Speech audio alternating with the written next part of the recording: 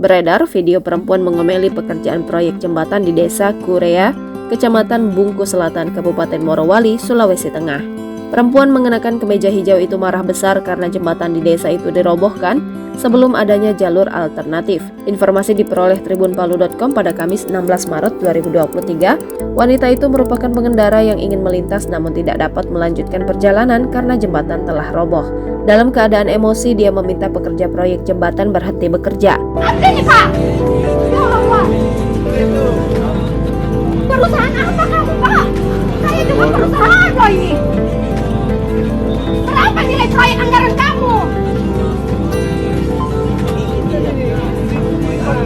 Proyek kamu ini kecil, gila. Bahkan dalam video yang kini sudah beredar luas di media sosial itu, sang wanita juga meminta kepada salah satu pekerja proyek untuk bertemu di kantor bupati usai jembatan tersebut dirobohkan tanpa dibuatkan jalur alternatif. Sama-sama kita ketemu di kantor bupati, Bapak. Sediakan saya mobil di situ sekarang.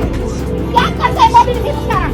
Namun dalam rekaman video yang lain, usai wanita tersebut marah-marah, pekerja proyek yang membongkar jembatan itu langsung membuatkan jembatan darurat menggunakan sejumlah papan dan balok kayu.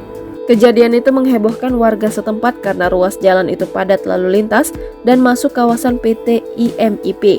Diketahui jembatan itu menghubungkan Kecamatan Bungku Selatan dan Bahodopi dan Bungku. Karena jembatan telah rusak, pengendara dari Desa Kurea harus memutar ke Desa Bahomakmur untuk menuju ibu kota kabupaten. Dalam beberapa video juga menunjukkan murid sekolah harus menumpangi perahu untuk berangkat maupun pulang dari sekolah atau meniti besi jembatan yang masih terpasang. Hingga berita ini dirilis, belum ada konfirmasi resmi dari pemerintah terkait pembongkaran jembatan itu.